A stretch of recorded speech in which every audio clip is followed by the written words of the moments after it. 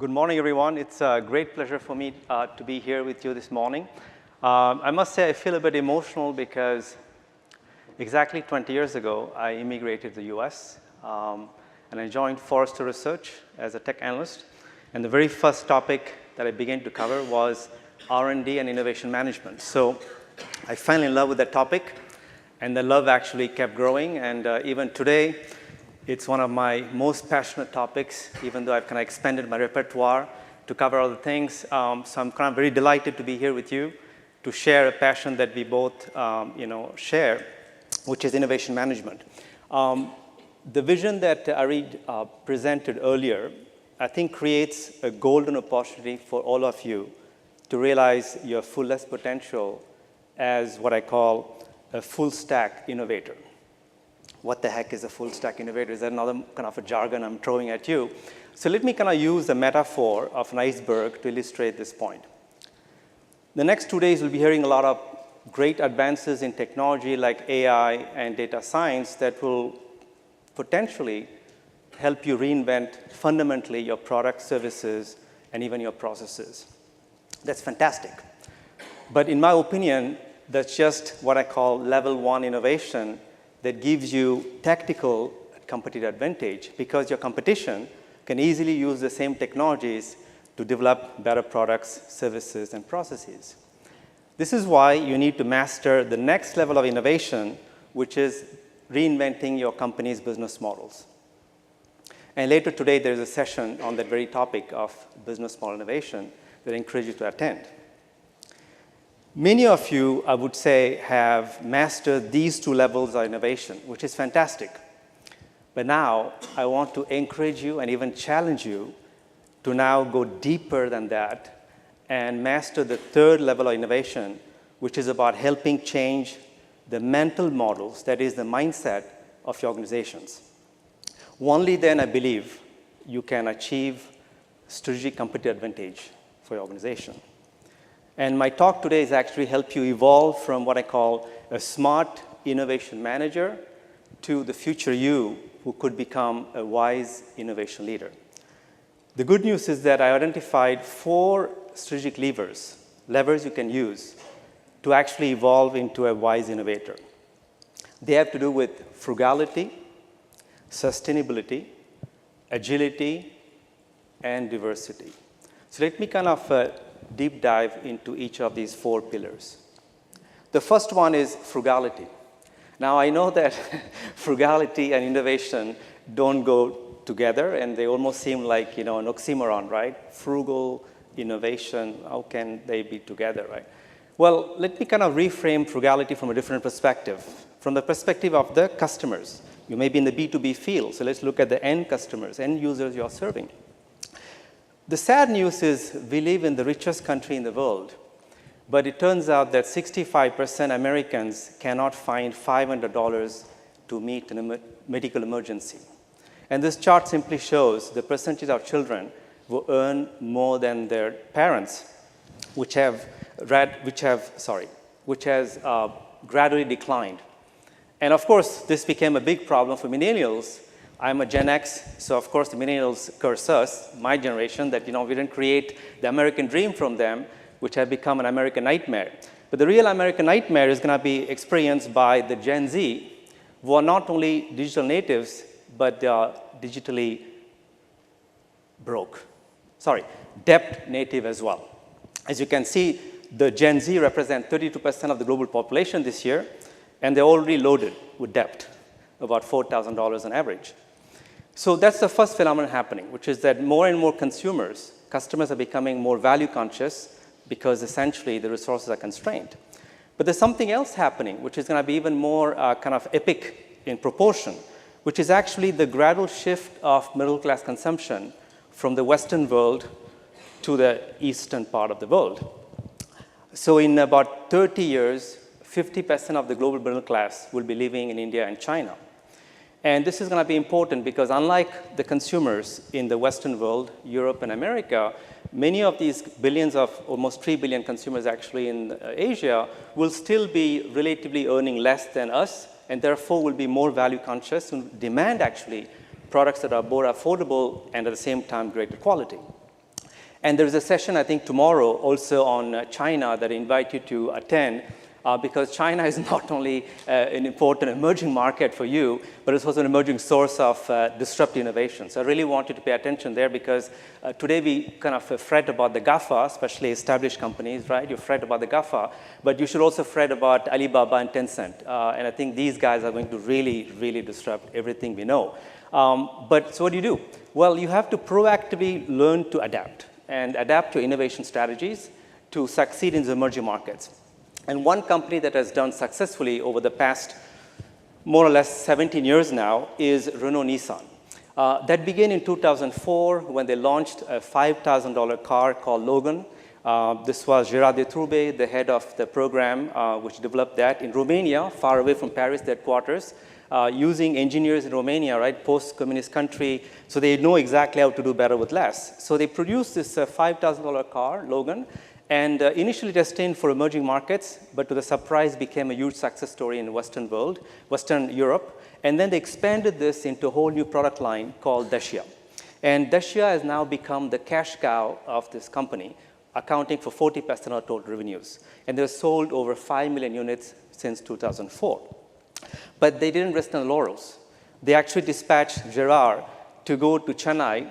I was there actually last Friday, and indeed I can confirm that the traffic condition looked like that, to actually set up a new R&D team from scratch and actually build a whole ecosystem to actually design not just a car, but a whole new car platform called CMF, Common Module Family, affordable.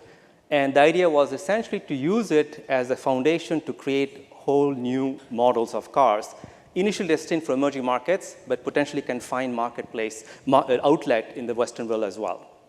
The first car that came out of it was Kwid, which is a crossover priced at $4,000, designed entirely out of India. And this was a great success story in 2015 when it was launched. But now, so far, I talked about frugality from the perspective of affordability, which is important. But what if you start marrying affordability and sustainability? Indeed, using the same platform out of India and with engineers in China, they are now going to develop or launch in the next 2 years an $8,000 EV, which is going to be initially destined for emerging markets, but could find outlet in mature economies as well.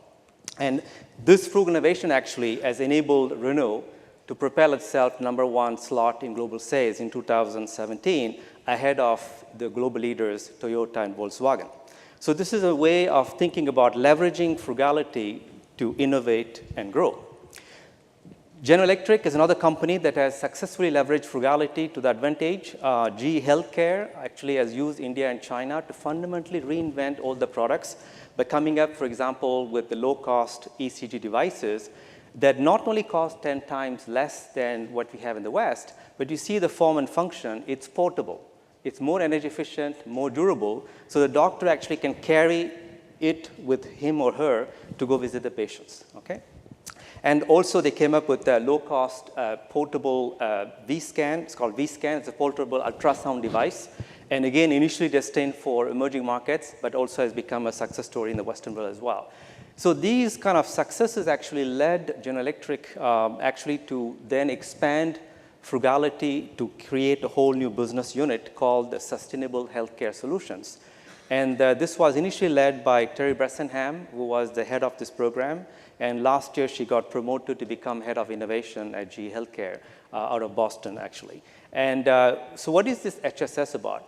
Actually, it's about identifying new ways to serve the needs of nearly 6 billion people worldwide who today don't have decent healthcare access.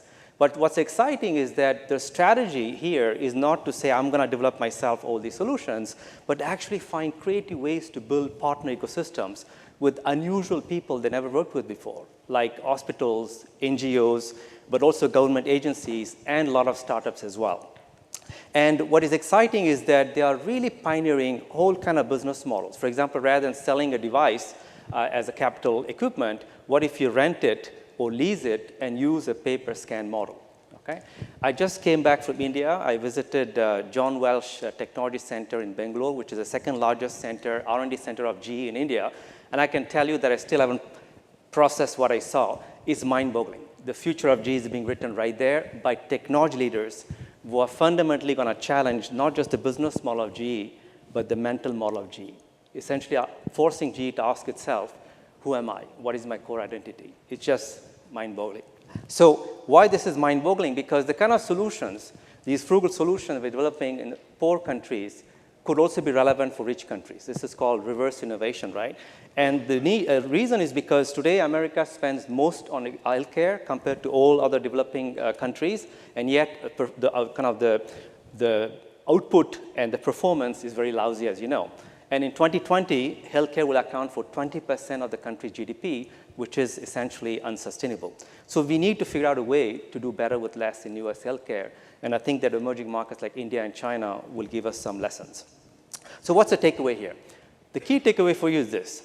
You have mastered the art of selling to the 500 million consumers who are in the middle class, upper middle class. Okay? You have mastered that. Now your task is to master the art of frugal innovation so you can serve this untapped market of nearly 5 billion mid-income and low-income consumers. And by the way, as I said earlier, these mid-income, low-income consumers don't just live in the so-called poor countries. Many of them actually exist right here in the United States. So think about that. This is going to be, again, the full stack innovation, right? You have to do both, right? Just ask Apple, and I would like to know what the answer is. So let's move to the next pillar, which is sustainability, right? So everybody knows that the clock is ticking. We only have 11 years left to address the climate change crisis, to keep the global temperature from rising above 2 degrees. And you can either see it as a threat, or you can see it as an opportunity to embrace the principles of what we call the circular economy to fundamentally reinvent your entire value chain and even your business models. And I believe today, later, there is also a session on circular economy that I encourage you to attend. This is going to be really revolutionary. And it's going to say, OK, let me ask you this. How many of you are first familiar with the circular economy? OK, half of you. That's fantastic. How many of you actually are implementing these principles? About a fourth. OK. I really, really encourage you to attend the session today because this is going to be game-changing. And interestingly, Europe and China are way ahead in the US in this area. And why, for you particularly, this is an extraordinary opportunity to really shine your organization is because innovation, actually, and R&D particularly, is going to play a crucial role in driving circular economy. Why? You know the stat very well. 70% of the life cycle cost of a product, right, is determined in the R&D stage up front. But not only life cycle cost, economic cost, but the environmental cost also, right, is determined in the R&D stage. Hence, the strategic importance of R&D in building a circular enterprise. And this is why I'm pleased to share this example of Target, which is a world-leading flooring solutions provider. Probably the carpet here comes from them. Or the rival interface. Both of them are big proponents of the circular enterprise, circular economy. And I like my friend Anne-Christine Ayed. I like her title, you see, because she's simultaneously responsible for R&D, which is a science part. She's a chemist by training, but also innovation in the broader sense, not just product and services, but also business model innovation. And then more importantly, she's also in charge of sustainability. Okay? And she's actually in charge of operationalizing the vision of Target to become a circular enterprise by 2020. That means by 2020, they will become a zero-waste company, no industrial waste going to landfills, and 99% of the products will be completely recoverable and recyclable. And so what she's trying to do essentially is three things. One is to phase out all the petroleum-based inputs, raw materials, and go to renewable, easily renewable materials, eliminate all the toxic materials that cause indoor pollution because they sell to hospitals and schools. And then thirdly, use what we call the cradle-to-cradle design principles to design new products in a way that at the end of the life cycle, the materials inside can easily be recovered and used to make new products. So that's something that I think is very exciting, right? The role of R&D and innovation managers to shape the circular strategy for the enterprise. But here's a reality check, especially in America that I learned the last 5 years, is that saving the planet, saving the world is fantastic. That's called sustainability, right? But we still live in a consumerist society where people are looking for value for money. So your mandate, therefore, is to translate sustainability, which is saving the planet, into value for customers. Okay? And one company where the head of innovation has done very well is Impossible Foods. As you know, they make this plant-based burger, Impossible Burger, which actually saves a lot in terms of water, land, reduces drastically emissions, and is way more healthier than the beef burger. And that's all exciting, but here is a challenge. The challenge is that this company was founded by a Stanford professor, Pat Brown, who has this kind of lofty vision to eliminate all animals from the food chain by 2035. That's fantastic. But then how do you turn that into reality, right?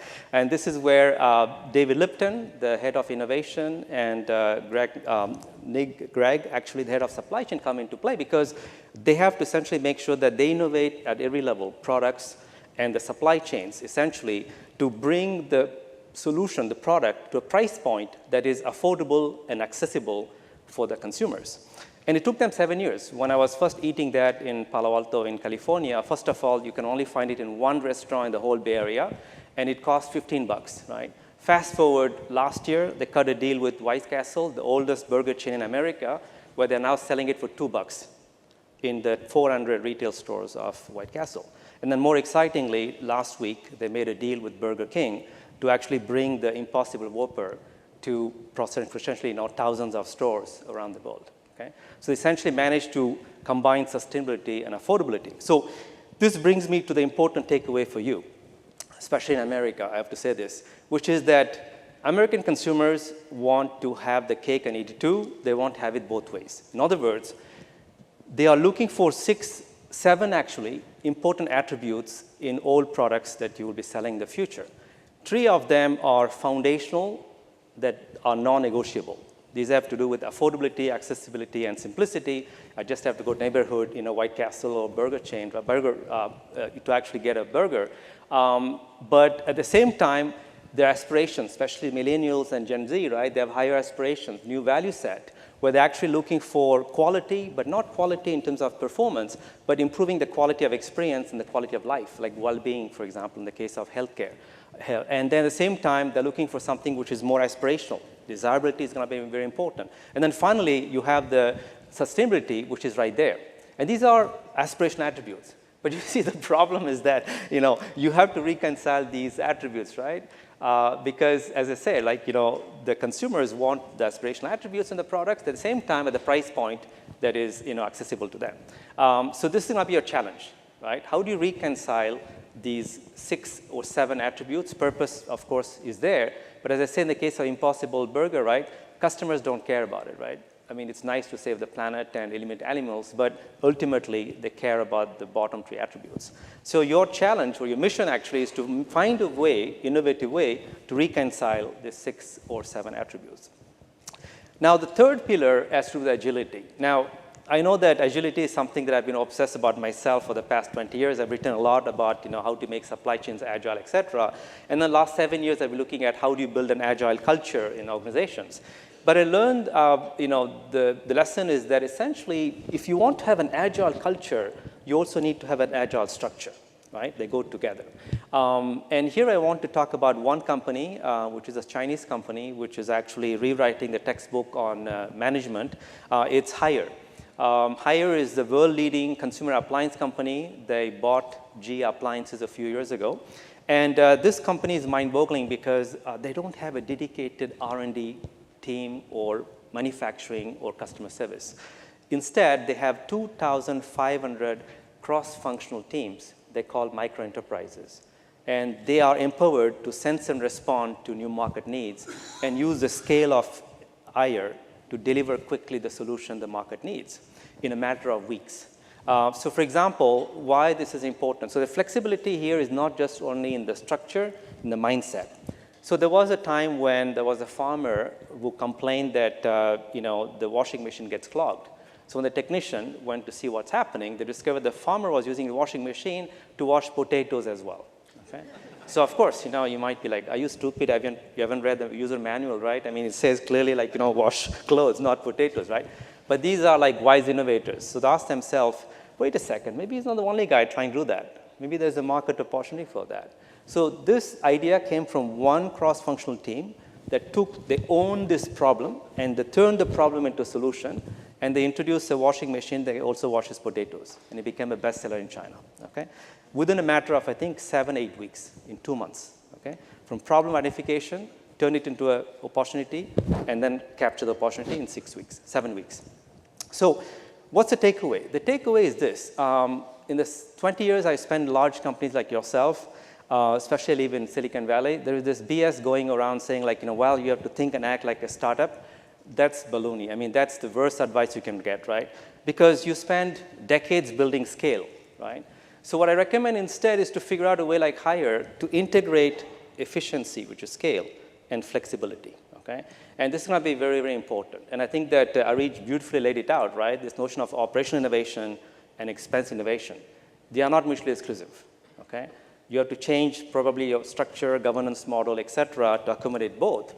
And one way to do that, I think, is try to be flexible on the customer-facing activities and try to be brutally efficient on delivery side, okay? Because the customer-facing side has to become more and more, dynamic, more flexible because of not only changing needs of customers, but the changing aspirations and the values, especially with the rise of emerging markets, right? So that flexibility has to be on the customer-facing side.